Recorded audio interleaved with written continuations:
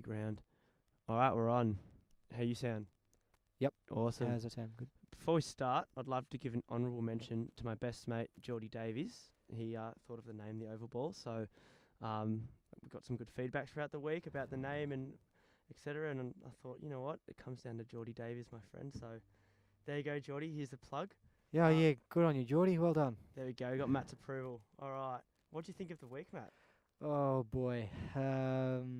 What do I think of what do I think of the weekend? I think it was a further example of just how unpredictable the competition is. We can go back to the very first game of the season. We saw how much of a fight Carlton put up against Richmond, and a lot of people saying, "Oh, this could be it. Carlton could be something this year." And then they lost to the Suns that no one was expecting, and the Suns are now 2-0 and in the top four. So, and you got the Giants were first, and Port Adelaide with a win over Sydney that no one expected. Brisbane putting up a fair bit of a fight against Melbourne, which I think was pretty impressive. North against the Saints, just lots of unexpected results. It's a tipper's nightmare, but for the sake of equalisation, it's winners all over the park. Well, I totally Yeah, agree. what did you make? What did you make of it? I just remember sitting there in a bit of despair because my tipping has been atrocious, and then my pre-season predictions, and you could go and follow it on the ovalball.com. You could see my pre-season predictions in one of my articles, but they're so off. They're so far off. It's not funny, and part of me was happy because this is unpredictable. You're right. The Gold Coast game. I didn't think Hawthorn would be this strong at this point of the year, so it's a good thing. But yeah, it's just so hard to pick. The other one I forgot to mention was, of course, Easter Monday. I don't know how I could have left that one out. Yeah, that's a big game. I tell you what, you don't want to be making statements like game of the season, but when two teams score over 100 points and the margin is just the point at the end of the game, you're not going to get many games better than that. Oh, And just with tipping, I don't bother with it. I just stick with Supercoach, my friend. yeah, It's a lot easier to predict who's going to do well. yeah, that's fair. But enough. it's not always straightforward. Yeah. You do get a couple of stingers. Get Not injuries and mentioning stuff. any names. Callum Mills. Oh, It's cop that, Callum. yeah. Sorry, Callum. 40 points just isn't going to cut it. You're better than that. You know it. If you're gonna steal Caleb Daniels' Rising Star Award, you can at least churn out decent Supercoach scores when you're in my side. But anyway, you always go. Don't let it be known that I ever hold a grudge. Oh well. Well, I do. Speaking of Caleb Daniel, he was in my Supercoach team this week, and Oh, he yeah, was. I'm yeah, sure he so, scored well. Tear just dropped down my cheek mentioning that. But yeah, I think it shows. It's a sneak peek of how things this year are going to pan out. I said to you, I think last week it was, after the first 4 rounds, we'll get a good indication of how each team should track. I mean, everything's changed, but I still think we're in the middle of that. That whole, we still don't know. Will St Kilda be this bad? Will Collingwood get players back? Will Sydney? Oh, how are they going to go? I mean, they're still probably going to be good, you would think. But there's a lot to think about. Speaking of the Saints, I've got a question for you, Matt. The Saints had a shocker on Good Friday, and you'd think they wouldn't get that slot next year because they're trialling teams with North Melbourne. And North Melbourne, credit to them, they did earn that game and they earned the win, and they'll probably earn a spot next year. So you've got the St Kilda loss, but then you got the Bulldogs loss, which you were at the game on Etihad, so you've got a good insight on this on Sunday. So what do you think is the worst loss? You've got a 52-point loss, I think. 51. Yeah. Oh no, yeah, you're right. 52 and a 51. Yeah. So basically, there's not much between them. But what do you make of it? Okay, well, firstly, just on Sunday, it was a handy percentage booster for the Bulldogs actually. Plus Yeah. 9%. They've gone from 38% to 47%. So Yippee. that's a step in the right direction. That's a positive. the other thing with Good Friday, I think the Bulldogs had that last year, obviously, and I think not many people thought that they would get dropped, and they I did. thought they earned it because they did win, and it was a good game. It was a close game. It was a close game. It was a good second half. First half was much like the first half on the weekend, but it was a much better second half last year. But yeah, what was worse? Like, I mean, it's so hard to split because Yeah. there's similar margins. Well, I mean, I'm getting sidetracked a bit, but we'll look at some of the premier fixtures that some of the supposedly bigger clubs have. You've got your season opener. That's always been Carlton Richmond for a while. You've got your Anzac Day, Queen's Birthday, Dreamtime at the G, Easter Monday. I mean, those teams are always the same. Mm. But why is it when it comes to the lesser clubs they have to be swapped around? Why are they not entitled to their own prime fixture in their own right? I don't quite understand. Onto the football for the moment. Saints would be mightily disappointed with that performance. They struggled for large portions of the game to shake Brisbane last week. Only right at the end they kicked away from them, and only North's inaccurate kicking kept them in the game last week. This is a real concern for the Saints because they were I think at this time last year they were ahead of Melbourne in terms of they were often compared with Melbourne. Who's going to be closer, or who's going to make finals first? Melbourne or St Kilda? There's I think that a lot. bracket of Collingwood, Melbourne, St Kilda. Yeah. Collingwood sort of drifted away from them, Yeah, but Melbourne, St it Kilda. was it was Melbourne and St Kilda. They were the ones that were sort of neck and neck in terms of their development. And a lot of people had the Saints, and Melbourne really should play finals last year, while St Kilda weren't anywhere near it, and they still don't look anywhere near it. The Bulldogs, well, boy, as you said, I took the train in to the game, and service was awful, and there was just no sense of direction whatsoever, and the train was late as well. It just sounds like a shit of a day. Yeah, it was really awful to watch. Because look, I've spoken about this with a whole bunch of other people, and they point to our lack of experience that the playing group has. I think it was more than half the side has played less than 40 games, all up over their career tally, and that's all well enough to say they're experienced, but you can't pick and choose that statistic when it suits you, because this wasn't an issue for us 2 years ago when we were winning premierships and playing in finals and such. There's some serious issues down that club from people I've spoken to. All is certainly not well. It's not just a case of being inexperienced. I think there's a bit more to it than that.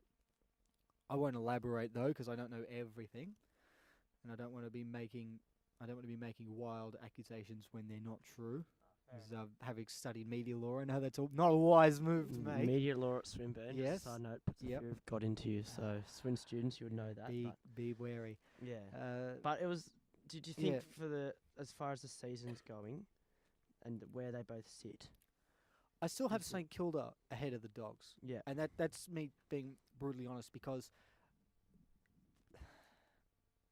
Dogs just have no structure. At least the Saints have a structure.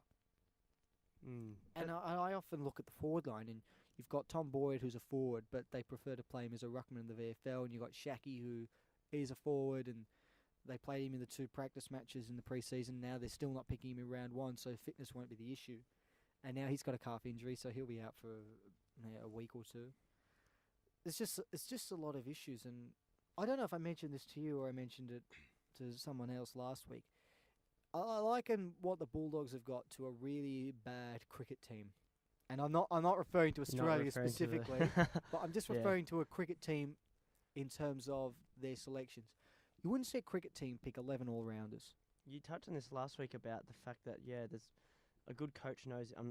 We haven't got onto Luke Beveridge yet, but the good coach knows the tools he has in front of him, and the good coaches know how to use them. So you're saying that there's an issue of using the right plays in the right spots. I think the concern is that they want to protect Tom Boyd as much as possible, which I get, because it's easy to have an impact in the ruck than it is in the forward line. But if you're just gonna shield him from all this criticism, he's never gonna go anywhere. You've got to play him in the forward line so he can gain experience and learn the craft of what it takes to be a key forward at AFL level. And if he kicks a couple of goals, he gains confidence from that, and he'll only get better. But if you're just going to play him in the ruck in the VFL, he'll never be the player that was once foretold. Because it is still how old is he? 22. 23. About Still 22. But these are his development years. These are the years where he's supposed to be developing and learning. But if you take that away from him, he won't he won't become that superstar. It'll be 28, 29. He'll still be, undecided. They've got to make a decision on what they want him to be. If they want him to be a ruckman, that's fine, but play him as a ruckman. Don't make him spend 50 half the game as a ruck and half the game as a forward. No. Pick one horse, not two. One horse, not two. I think. I mean, I'm going to be on the doggy side of this one because I think that you've got two very similar situations. But as far as St Kilda goes, I think the St Kilda loss was just a bit of the tip of the iceberg of where their mediocrities lie. Think about the past 8, 7, 6 years. They've been, and it sounds harsh, but they've been irrelevant as far as finals contention and at times they haven't been in the media as such. They haven't quite challenged like some other sides have. Well, their last finals appearance was 2011. Yeah, and they lost to Sydney in an elimination final. exactly. And yeah, you're right. I think 2012 they were last couple of games of the season. There was still a chance of making it. 2013 they weren't close. 2014 I don't think they were close. 2015 they finished last, I think. But my point is that you're right. Like they haven't even so when they were dropping, they did drop to the bottom. They did bottom out, and they finished last. And I think the issue is as I said before, that Collingwood, Melbourne, St Kilda, I was have been put in a group of teams, and they're in the school of fish. And over the years, Fremantle's minor premiership to a dismal second year after that has taken the media spotlight away from St Kilda. Collingwood always takes a media spotlight away from St Kilda because it's a walking headline.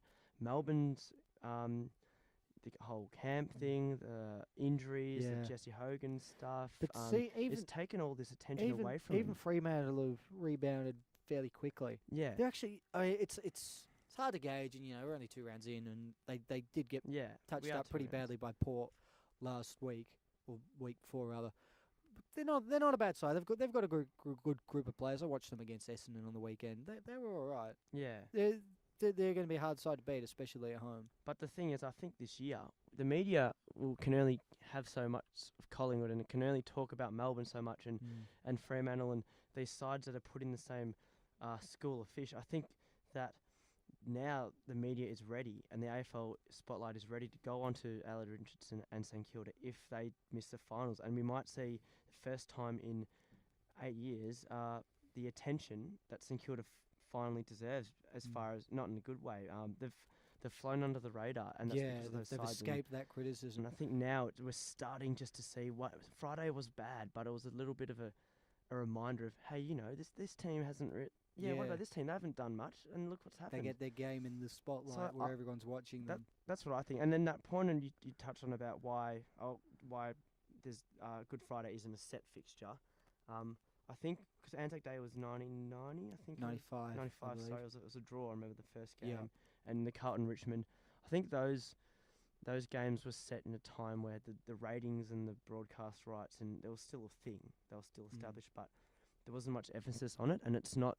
Whereas now it's such a business. If you want to talk about equalisation, though. Oh, absolutely. And you want these clubs, you want all the clubs to receive equal treatment, and some of these clubs need to share it around. But I think I agree. But I think that in the time you're saying, why didn't they rotate teams for Queen's Birthday and Anzac Day? Well, I'm not suggesting that they rotate them. But you want to keep Good Friday as a set fixture. Yeah, don't give it to North and Bulldogs one year and then give it to St Kilda the next year and then give it to I don't know. You might have Geelong next Melbourne year. or someone. Don't give it to Geelong. You probably won't have Geelong, but or maybe St Kilda and Melbourne, or St Kilda and Carlton, because I think that North Melbourne and Carlton, rather, because I think that was another one that they were considering as well. Carlton were a side, so just pick two teams. I think they're pretty set on North Melbourne. Yeah. Pick another team. Pick the Bulldogs, and stick with them. Fair enough. Just on the Saints. Yeah. I'm pretty sure Luke Beveridge is safe as coach. You don't expect him to be moving anytime soon. I mean, no things look bad, but you're right. It's round 2, and there's. What about Alan Richardson though? Well, he's been extended. How safe is his future? He's been extended. Obviously, last year he was extended. I think for another 2 years. Correct me if I'm wrong, but yeah, I think it was that. But there's funny stat is that the year St Kilda won their one and only premiership, it was a year they relocated back to Moorabbin. And Yeah. I think there's an expectation within the St Kilda supporters that it's just going to happen this year. They're going to make finals. They're in their original birthplace. But the reality is you got a side financially are okay, but they've starved of success. They came so close in 2010 and 9. They came so close. It's painful. I think they've lost 6 grand finals, and they've drawn 1. Yeah, They won 1. But then there's the Dogs, and give us a chance, and we'll take it. Yeah, 2 exactly. 2 out of 3 ain't bad, as And Meatloaf would say. but Bit inappropriate to talk about Meatloaf when it comes it's to grand too soon. finals, but It's too soon about me. I'm still traumatized. But no, I just look at the reality. They're a side that just need to win, and I'm not saying they're gonna get rid of Alan Richardson, but don't be surprised if dramatic change is made potentially around him. If they have to give up some players like a Jack Sinclair or a Luke Dunstan or someone to get that elusive A-grade midfielder that they didn't get at all this year. So, they got to win, man. They got to win now. Speaking of teams that have been winning, Richmond and Adelaide, it was a great game of footy on Thursday night, and the lead up was so exciting. The whole camp thing, and it was Adelaide's camp. It was at Humane, and then I actually tipped Richmond, hence my poor tipping form of late. But I thought Adelaide just completely went out there and matched Richmond's pressure game, smashed them in contested ball, and that first half was really, really contagious to watch. it was electric. It was a terrific first half. It was 11 goals to 9. I mean, then you compare that to the first half of the Good Friday match, the day after. This is poles apart. You'd think you'd be watching 2 different sports. This was a terrific game, and look, if I were Adelaide, I wouldn't be saying it's revenge. If you pick between the grand final and the grand final rematch, I'd know which I'd rather win. Yeah. But this is an important step for Adelaide. I think it's an important step for every side that loses the grand final to beat them, or not necessarily the next time around, but to beat them the first time after that is an important step. And I remember when we played Sydney the first time after, and they started pretty well, but we found a way to get past them. And then when they beat us the second time around, about halfway during the year, that's when they really turned their season around. And conversely, ours went in completely the opposite direction. But I think this is important for Adelaide, and a bit of a learning curve for Richmond as well. I think they certainly didn't disgrace themselves, but they can learn from that. Every team can learn from games, no matter how well they've played or where they are or on the ladder or whatnot. Yeah. Terrific match. Terrific match. I'm excited for. So we're just talking about St Kilda for a bit, but I'm so excited for that. We've got at 7:25 at Etihad on Saturday night. St Kilda versus Adelaide on that quick Etihad surface under the roof at night. You would think it would be the spotlight will be on both sides. Can Adelaide back? I'm not sold on Adelaide. I mean, that sounds pretty interesting because Adelaide did put on a terrific performance, but they did lose. They did give up a 6-goal lead against Essendon the week before, and they're 1-1. That's how I look at it. But I'm probably more confident going in if I was Adelaide. But St Kilda and Adelaide, that will be a match, potentially a match of the round. Because if St Kilda have any pride, then they'll bounce back. And last night, Richo was very adamant on 360 about that. They will bounce back. I expect St Kilda to bounce back. With Adelaide, they remind me, a lot of, and this always goes without saying, but those interstate sides, if they finish top 2, you could just about lock them in for a grand final. Oh, that home ground grand at final. Adelaide Oval. I've been there. It was the same with Rio, same with West Coast. They finished top 2. They make a grand final. The difference was with West Coast a couple of years ago. They could finish minor premiers and they still wouldn't win the grand final because they've got to win on the MCG. They can get there, no worries, because 2 games at Perth. I mean, unless you're playing the Bulldogs in an elimination final, it's a bit difficult.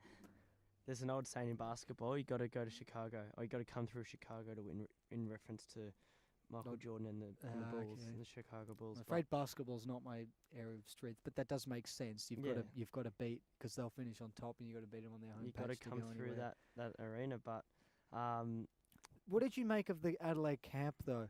Because there was some of the other, and they played the Richmond song over it. Blindfolded. To be fair, that's probably the best song out of all the teams. Oh, So but it's not a bad one to play. if it's nutted into you, I mean, I like wouldn't 100 really times, want to listen to Fremantle one. That would be Oh. torture. that'd be torture, bleeding of the ears. But Yeah. I mean, I still think any song, if it was thrown at you 100 times, would be pretty hard. But yeah, it's a very interesting. Unless it's peculiar your news.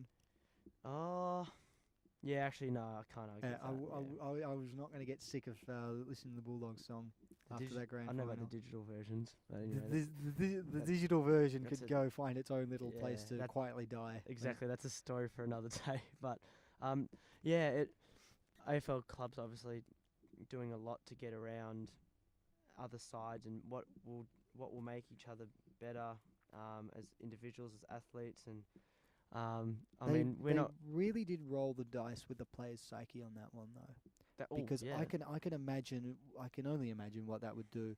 One thing I hate listening to after a game is the other team's song.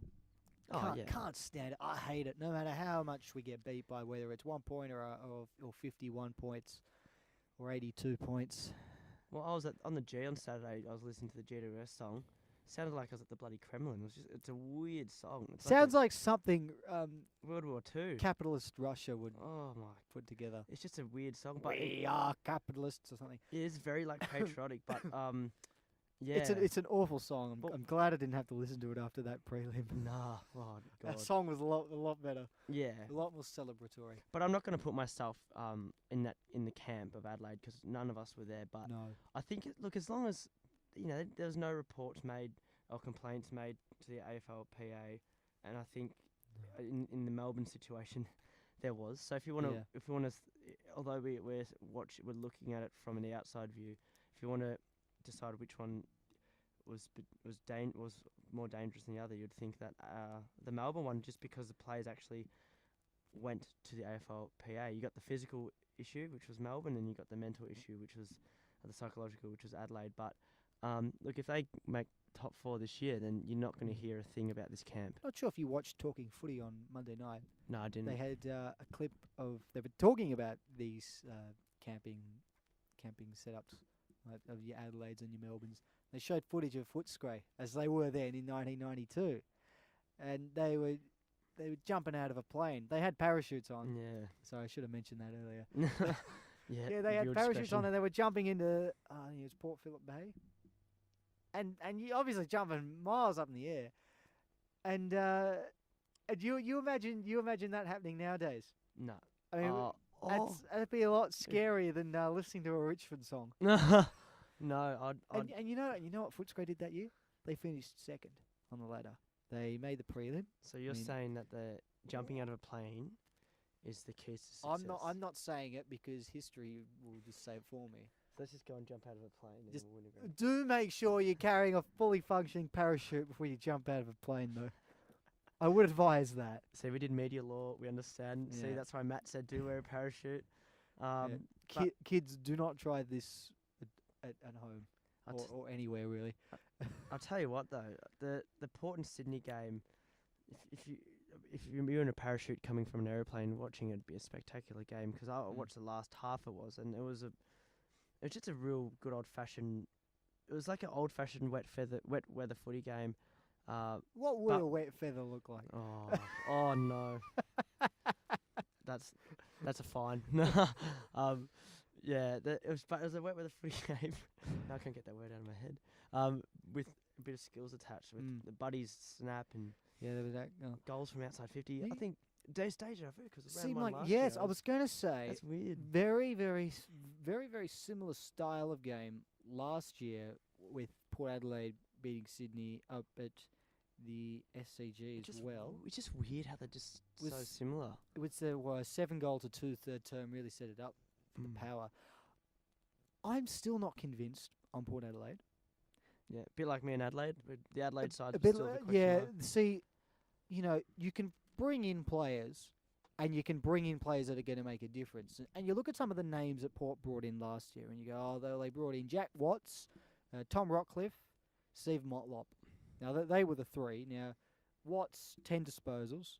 Rockcliffe 9 disposals, and bear in mind that sort of conditions are what Rockcliffe would thrive in. Also 17 It's interesting. Supercoach points. I'm glad I didn't have him. A mate of mine did. He's not happy. Not happy, Jan. Not happy at all. And what have we got here? Steve Motlop, 20 disposals and a goal. Okay, so that's an all right game from Motlop. But, I mean, those players aren't world beaters. Motlop will have games where he looks like one, and then he'll go missing for a month and a half. Rockcliffe's gone off the boil. I always thought he was a terrific midfielder at Brisbane. And, yeah, not sure about Watts either. I mean, he's starting to fulfill that potential, but I don't think he'll ever truly fulfill it. So I'm just not sold on Port Adelaide. And as you say, they did this last year as well. But they still never beat a side in the top 8 all year. So I'm not convinced on Port Adelaide like a lot of people are. They're a team that reminds me a bit of... I'm sorry, I'm bringing it to NBA again. There's a team called the Toronto Raptors, and they're a team that... I'll pretend to understand exactly what you're talking about. The acting is great right now. You're pretending was it the Toronto Raptors? Raptors, like the dinosaur. I thought that's what you said, but I wasn't sure. Yeah. No, it's not like some other raptor, some horse or something like all other NBA teams are named after. But no, they're a team in the NBA that is always competitive throughout the year. They've got some stars in their team. But when they come to the finals, or the playoffs they call it over there, they're notoriously bad. They're notorious for choking. And Port did make a prelim only 4 years ago, 2014, and then could have won it. Yeah, and then they've been okay in this modern era with finals. They won that premiership in 2004, but going into the finals this year, I think irrespective of how good their year will be, there might be that question mark over them. Will they choke like they did last year, like the Toronto Raptors did last year? Their kicking let them down in that final. So they got Brisbane this week at home.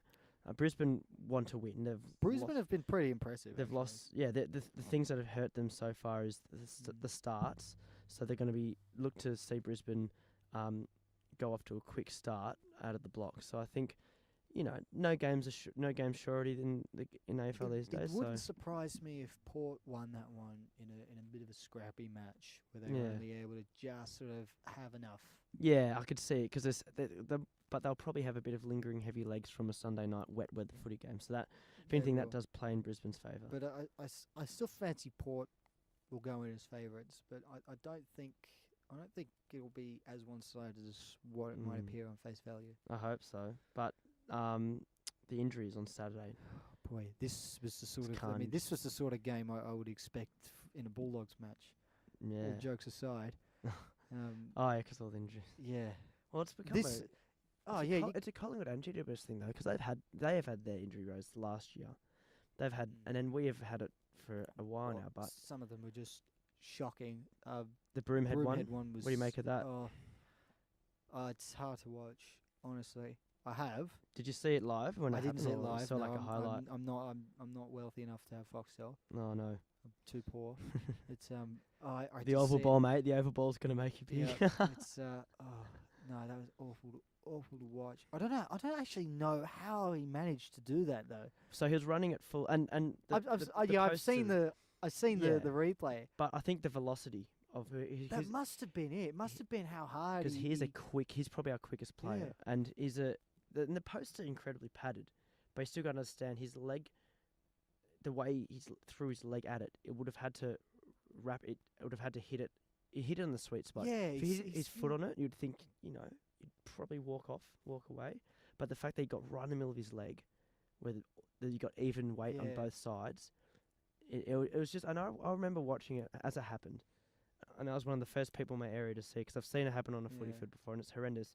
You get the player on the ground that's punching the ground. You've got the crowd behind and standing up. You got Phil Davis. I don't know if it was caught on camera, but he actually went up to him, and then put his hands on his head to think, shit, this is bad. And then the doctors came, and then I saw the high-vis paramedics jump on, and I thought, it's bad. And then we've all seen the photos. I'm sure you've seen the photo.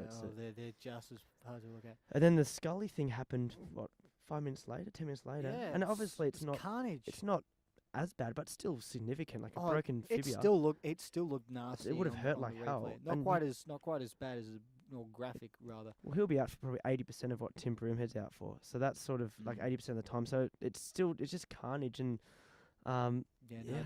it's a disaster. It's been a really bad start to the season for Collingwood. Oh man. That's not the first time it's been a bad start to the season for Collingwood. Oh yeah. I Well, mean, on top of what happened with De Goey, who's responded pretty well actually, in fairness to him. he's that playing the VFL this week. Yeah, So. that didn't help. No, And now you've got Broomhead and Darcy Moore out for a month now. that's and bad. Ben Reid pulled out late yesterday, and Jamie Elliott's still not back. Yeah. Well, he's expected to play VFL with Reid. Wells is the one that is Yeah, just Wells you just is want him another to one. come back. Chris Mayne can't get a game either. It's not been a good start. I know. Carlton. Now that's a must win for Collingwood. If we lose to Carlton, then expect. I was saying how they're going to ease off Collingwood and put the pressure on St Kilda, but I do think that if we lose to Carlton, that looks pretty ordinary on Yep. Saturday. Then shit will hit the fan. But Could be a battle of wooden spoons between Oh, between. don't put Collingwood in the wooden spoon. How in the many same wooden sentence. spoons have Collingwood won? I don't know. Have they ever won a wooden spoon? I'm sure they have. They would have. No, they did. They won one in maybe in- '76, I believe. Yeah, but I think they did in 2099. They were pretty bad back then. They for a year. can't have won a wooden spoon in 2000. No, I think it was when Tony Shaw was the coach. Google it. I'm looking it up now. We got Matt on the Google. Wooden spoon. No, it doesn't say one wooden. Maybe because we didn't win it. We haven't won a wooden spoon because we're Collingwood. They've won 2 wooden Oh. spoons. When were they? 1999, as Yeah, you that's said, it. Tony Shaw. and 1976. So we actually both covered them right. all. We're both right, but that's all right. And oh no, it wasn't quite. So yeah, the year after 1976, they played in that drawn grand final. And 2 years after 99, they played in a grand final. So if they win it this year, 3 years from now. Funny fact about that draw grand final. At the end of the draw grand final, there was a function on at Crown or somewhere, and then the players didn't want to go, so they didn't go, and they lost the next week. 2010, there's a function on at Crown. They didn't go. No one wanted to go, rightly so, but Eddie wanted to go, and he said, "I'm letting you go. You have to go. I'm making sure you're all going to rock up at the right time, and you're going to stay for the whole thing because in 77 we didn't go, and we lost the next week." That's just fun facts with Jacob on a Tuesday afternoon. Eddie with Eddie a bit what's the word? Lost the word. Superstitious. Oh, he's very superstitious. I love Eddie. The big three yesterday. That opening bounce, that centre clearance. Tell you what. I think everyone, even if you just despise both teams, which I do, you just the inner football lover just bursts with joy The when that football happens. romanticist, Yeah. or the football romantic rather, within me. Yeah, that is exciting to see. Almost As teared much up. as much as I can't stand Geelong, and you know, people like Dangerfield, and that. Oh, I tell you what, that's exciting. That's a battle. That's a battle to. You don't like wanna keep Dangerfield? going. Nah, and it could just be a matter of jealousy, you know. Okay. Because he always gets the 3 votes against us, and he's always the reason Geelong beat us in a close game. And that's it's probably fair, but Yeah. no, that midfield of Dangerfield, Selwood, and Ablett, that's pretty good. And you know what, they were pitted against not a half bad midfield either. Yeah. Headlined by I'm going to get the stats up for this game. Tommy Mitchell. Because I just want to see the midfield stats because they had Burgoyne originally. He went down with a hamstring. Well, but the top 3 ball winners for Geelong were those 3. yeah, but Burgoyne went off and they had to deal with Yago Mira, Tom and Mitchell, of course, with 40 disposals. And Daniel Howell was in there for a bit. So they had... And big boy McAvoy. He had a great game. He was very good. So Admittedly, centre he clearances. didn't really have an opponent. Hawthorn won the centre clearances 22 to 13. Geelong won them the actual around the stoppages 28 to 25. So it was but Hawthorn did win, I think, the majority of the stats here. Contested marks, inside 50s, tackles in forward 50. So yeah, that Hawthorn midfield was, you'd think that they were beat that. They did the job. They did the See, job. and this is my issue with Geelong. Ablett, Selwood, and Dangerfield, brilliant midfield, but it's not gonna win you any. I mean, it can only get you so far. Well, they did have Duncan go out late. Duncan, he's a big loss. Menegola, he's the fourth improved. Beatle. Menegola's struggled. Fogarty Yeah, I mean Fogarty's only a kid, not Is not he? Fogarty as they call him. He's Yeah. actually Fogarty. You're part of the alumni of you went to school with the same school as. I did. Yeah, I did. He was actually in the same year level as my younger brother. there you So go. that's how I know about the whole Just a Fogarty quick fun thing. fact. Yeah, Oh, Fogarty. He can't stand the think- commentators calling him Fogarty. I think his dad was a teacher at my school when at Willie High. I think my mates can confirm this if they Possibly. are listening. But yeah. So I think Geelong and So yeah, Hawthorn. that's it it. just shows the Geelong level, though. relying on too few. Yeah, again. And as exciting as it is, it's actually not too bad for a neutral. I mean, you watch those three, but you know the Geelong still aren't going to challenge when it comes crunch time, because their defence. I mean, they got Stewart, who's all right. Tui's a decent kick and finds a bit of the footy as well. But they have and you know they got Harry. They still got Harry Taylor, haven't they? No. well Stephen Taylor? he's still there, but he's got a plantar fascia injury, which is like the Okay. heel of your Yeah. foot, and So- that's a shit. That is Yeah. like it's just painful. You have to Yeah. rest it for a few weeks, and then you get reevaluated. So And then there's They do their, have their and then issues. there's they do it, and you know he normally would be all right. They've lost Lonergan, they've lost Enright. I believe it was Enright. no, Enright's gone, yeah, but Tui's replaced him. Yeah, Mackey's gone. Mackey's gone. So that whole defensive Yeah. six, you've got. Think about it. Last year you've no had Taylor, no Enright, no, 2 years ago. Mackey. Enright, Taylor, Mackey, Lonergan. Lonigan, and they're gone. s- Tom Ruggles at one point was. Okay. Um, Scraping the jar a little bit. um, And that's the thing. And then you got up the other end. You've got Hawkins, who didn't have a great game, no, and you got your kids like Parsons and Fogarty and Parfitt. Puffett. Parfitt. What a goal by Puffett. Parfitt. I'll never get tired of Parfitt. saying Parfitt. Menzel had And another cracker. Menzel was good, yes. How's that? Menzel was almost out the door last year. Yeah. They offered him the ban. And they found one in Tim Kelly, but I still think their defence. He's actually really good. Tim He's a- Kelly, get on him with Supercoach for his How did West Coast let that happen? break even of negative 156 or whatever it is. I'll get it up now. It's not a Supercoach podcast, but I'm pretty happy with him in my team. Negative 166 is break even. And So Radicalia's there. get which on. is, get on that. yeah. I just think their lack of goals and their lack of defensive options will hurt them, Yeah. and their midfield will only get them so far. We're going to play a game to finish off. We're going to play a few games, actually. Pressure cooker.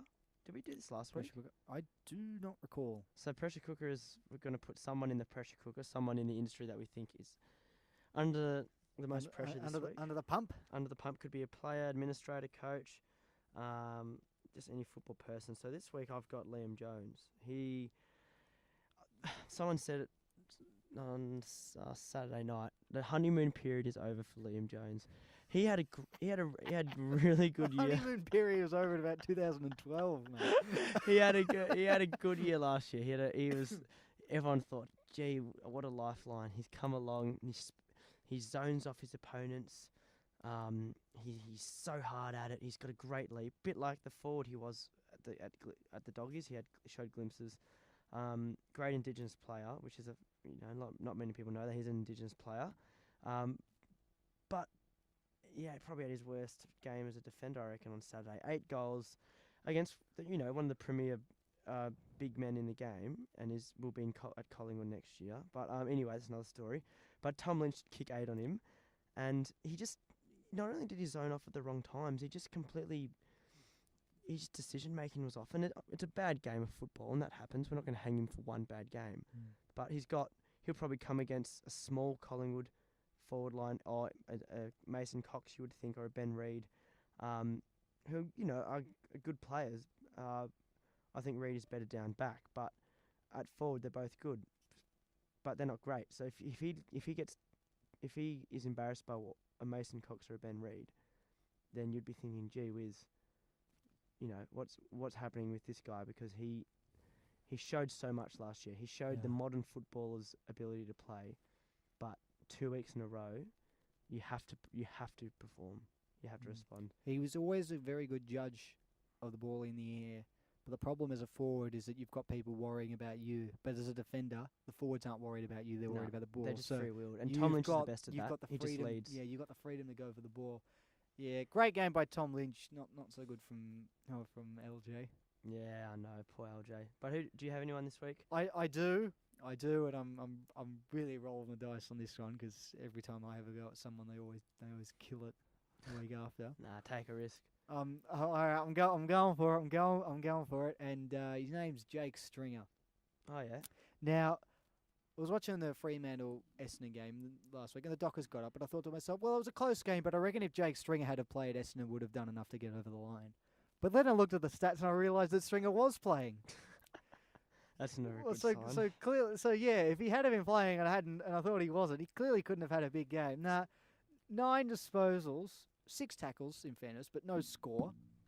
And off the back of 16 disposals and 1 behind in round 1. Now, Jake, the honeymoon period is well and truly over. As far as we're going here, you were the cream of the crop 2 years ago, an outstanding All-Australian forward at the best club in the world. Then you decided to do a hammy, and now you're gone, and you're at Essendon now. And they brought you in thinking, oh, what are the Bulldogs doing getting rid of him? He's absolutely, this is the worst mistake ever by them. I mean, I have not missed the days of 8 disposals and a point from Stringer, one bit. And it looks like nothing's changed in the off season. Yeah. Now, Jake, you're up against your former club this week, so giving you a that spray. will be interesting. That's was Yeah. that 3:20 Sunday at Etihad, is it? Yes, 3:20. I'll Oh. foolishly be there because I've got no regard for my mental well-being whatsoever. Now, you're up against your former club, and you say you've changed, and you're looking forward to spending time in the Prime midfield. time. Jake, if you want to be in the midfield, you've got to learn to run both ways. It's not all one way, Jakey boy. You've got to run backwards as well, like you did with us when you'd always run back towards the goal square instead of leading up at the football. You just got to do that in the midfield now, mate, and you'll be sorted. So yeah, 3:20 on Sunday. If you really want to make me eat my words, you'll kick 6. And I'll be here next week, and I'll have a little bit of a laugh about it and a bit of a cry about it as well. Pressure's on, Jakey boy. Can't wait. Let's see if the package delivers. The package, or is he the parcel? Will he be the package or the parcel on Well, Sunday? he's damaged goods as far as I'm concerned Damaged at the goods. moment. Stuck at customs, can't make it Yep. through No, the country. It's not good enough, Jakey. Getting declared. Got to be better than that. We'll do a quick game. Who am I? I'll start off. Yeah, do have a go. I'm a female in the game. I've risen up the Okay. ranks in the past, I reckon, few years. My brother is on the hit Channel 10 show, The Wrong Girl. Just if that confirms anything. Oh yeah, I watched that. Yeah. Oh, belch of a show. Anyway, it was filmed in Yarraville as well. A nice local What's area. that one? I haven't heard of it before. Her brother is one of the main actors in it, and she is a very big Fremantle supporter. She's a journalist by trade and a TV okay. presenter at Fox Footy. Right now, I think I got an idea. can I you had get- no can you idea get her a stab in brother the was dark? on. What was it The Outsiders? The Wrong Girl. The Wrong How do Girl. you get the outsiders out of that? I don't know. How Yes. they both start with the word the. Yeah. No, I think she's actually one of my favourite journalists as well. She's been on Have You Been Paying Attention? I think as well. Well, it sure. depends if you. Pretty sure, unless we're not Unless- thinking about the same person. Well, this Fox will be Sports journalist, Fremantle supporter. awkward. Yeah. Sounds like Nerily Yeah, Meadows good. to me. Yeah. I don't know if she's on that show. I'm pretty sure she has been. Yeah. Well, there was some contestant called Nerily, and she looks an awful lot like the Nerily Meadows. Well, I there's know. not many Nerilies out there. So. No, not a common first name. Do you have one for me? Who am I? Do I have one for you? Oh, let's think about this. I've been in shocking form with this game over the past week. Okay, few I'm gonna try and pick one that I actually know that I've got the clues right for it as Okay, well. Like, not yeah. like last week with he may have been in a photo with Trent Cotchin when he was a kid. Yeah, that wasn't good, man. That was no wonder I couldn't do it. Alrighty, let's have a little bit of a think about this now. I'll try and I won't pick a really obscure player. Like that's I mean, the you sort of thing. can. No, because you'll never get it. I want to live and die by the sword with this podcast. I want to. I look like a hero if Yeah, okay, but I don't. If you're gonna die by the sword, at least let it not be because I've killed you. Yeah. All right. Okay. Let's think. Okay. All right. I actually don't know if you're still playing Okay. or if this person's still playing. I played for 2 clubs. Got it. No, no joking. I'm a 2-club player. You're a 2 club player. I actually haven't done. I'm only thinking this off the top of my head. That's and- all right. Okay, Just so anything you could scrape all together. right. I know you definitely played in 2010. Your career at least extends to that point. This is a really bad one. I'm sorry. I was playing for an interstate club.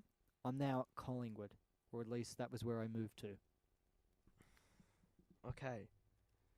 All right. I'm just gonna make sounds because I don't like I'm- silence on the air. I am hopeless at football, so it's amazing that I don't play for the Bulldogs. Oh, so is it? I'm a player that isn't playing anymore. I don't know if he is. I don't know. I think he still is. And you're I'm pretty sure he still is. Interstate team moved to Collingwood. It definitely was around in 2010. Yes. Okay. Chris Main. No. Oh, Good that's try a good though. one. Good I'm actually try. proud of myself. Who is it? Good try. It's- Just give it to me. I can't bear the pain. Okay. It's Jesse White. Okay. Yeah, he's Does not. he still play? No, he's not. No, that's right. he He's got- the basketball. Well, he tried a crack at it. Didn't quite make it. But Yeah. he did. Hats off to Jesse. I knew. I did. I wasn't sure. Then it just hit me. Then. Well, darn it. On that note, what we're gonna do? Is We're there? gonna send. We're gonna sign off Oh, are we now? with a song Oh dear. in commemoration of Jesse White. Oh no. And Actually, I do want to set a little. Oh, Yeah, no, continue. You're gonna, no, Continue. actually, no. It's probably no, not. continue. No, it's probably not quite the right song to have a theme for. To have a song for. You're playing that song, really? Do you want to say it though? No, I don't You want. I don't? don't want to say it with that Alright. song. No, don't worry. Don't worry about it. We can leave it till next week or It was something. a great time to sing this song. If you can hear it, guys. Thank you so much. See you next week. Unbelievable.